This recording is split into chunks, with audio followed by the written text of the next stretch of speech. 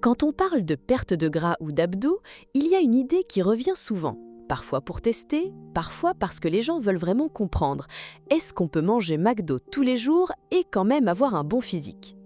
Et la vérité, c'est que ce n'est pas une question de oui ou non. C'est une question de contexte et surtout de compréhension. Parce que si on simplifie, ton corps fonctionne avec une logique assez claire. Il réagit à l'énergie que tu lui apportes par rapport à celle qu'il dépense. Donc si sur une période donnée, tu consommes un peu moins d'énergie que tu n'en dépenses, ton corps va progressivement puiser dans ses réserves.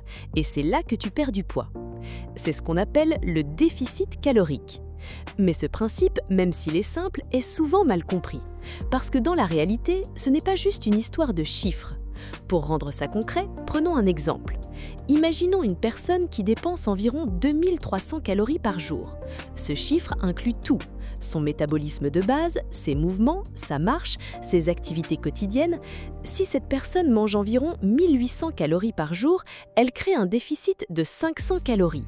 Sur une journée, ça ne paraît pas énorme, mais sur une semaine, ça représente environ 3500 calories.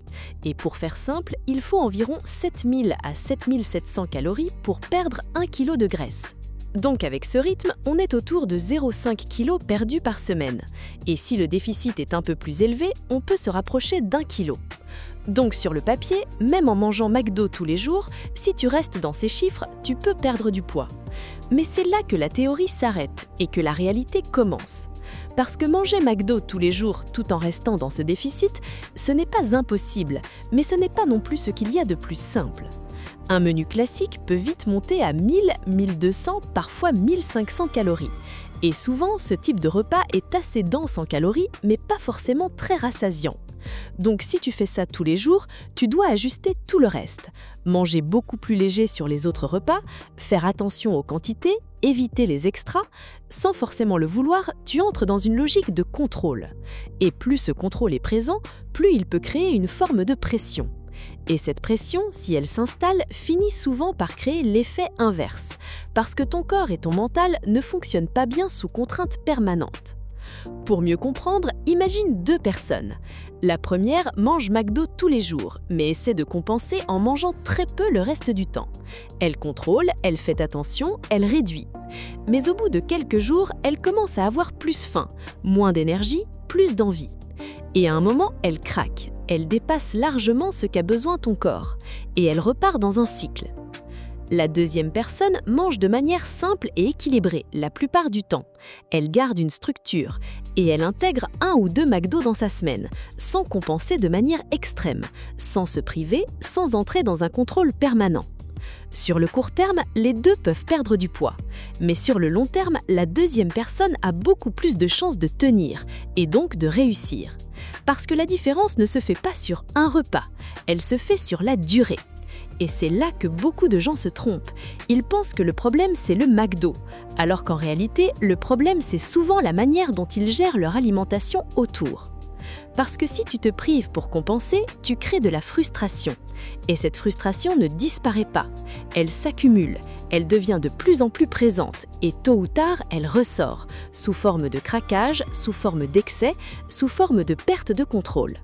Et c'est exactement ce cycle qui bloque la plupart des gens. Pas le fast-food en lui-même, mais l'alternance entre restriction et excès. À l'inverse, quand tu gardes du plaisir dans ton alimentation, tu réduis énormément ce risque. Tu n'as pas besoin de compenser, tu n'as pas besoin de te battre contre toi-même. Tu restes plus stable, et la stabilité, c'est ce qui permet d'avoir des résultats durables. Maintenant, il faut aussi parler d'un point important. Même si le poids dépend en grande partie des calories, la qualité de ton alimentation influence beaucoup d'autres choses. Ton énergie, ta satiété, ta digestion, ton comportement alimentaire. Si tu manges McDo tous les jours, tu peux techniquement perdre du poids. Mais tu risques aussi de rendre le processus plus difficile, parce que tu as plus faim, tu dois plus contrôler, tu es plus souvent dans l'effort. Et ce n'est pas forcément ce qu'il y a de plus efficace sur le long terme. Donc encore une fois, ce n'est pas une question de dire « c'est interdit », c'est une question de dire « comment je l'intègre intelligemment ». Parce que l'objectif, ce n'est pas d'être parfait, c'est d'être cohérent. C'est d'avoir une alimentation que tu peux tenir, que tu peux reproduire, qui correspond à ta vraie vie. Sortir, manger avec des amis, te faire plaisir, sans que ça devienne un problème. Et c'est exactement là que l'approche maigrir sans régime prend tout son sens. Parce qu'elle ne cherche pas à tout supprimer, elle cherche à créer un équilibre qui fonctionne. Donc pour répondre à la question de départ, manger McDo tous les jours et avoir des abdos, ce n'est pas totalement impossible. Mais dans la réalité, ça demande souvent beaucoup de contrôle, et ce n'est pas forcément la solution la plus simple ni la plus durable. Alors que l'intégrer 1 à 2 fois, parfois un peu plus selon ton mode de vie, dans une alimentation globale équilibrée, c'est beaucoup plus réaliste et souvent beaucoup plus efficace. Parce que tu enlèves la frustration. Et quand tu enlèves la frustration, tu enlèves une grande partie des comportements qui te bloquent. Donc, à la place de te demander si un aliment est bon ou mauvais, pose-toi une question plus utile. Est-ce que la manière dont je mange est tenable dans le temps ? Si la réponse est oui, tu es sur la bonne voie. Et si tu veux apprendre à construire une alimentation qui te permet de perdre du poids, de te maintenir tout en gardant du plaisir au quotidien, sans passer par des régimes stricts, alors cette chaîne est faite pour toi.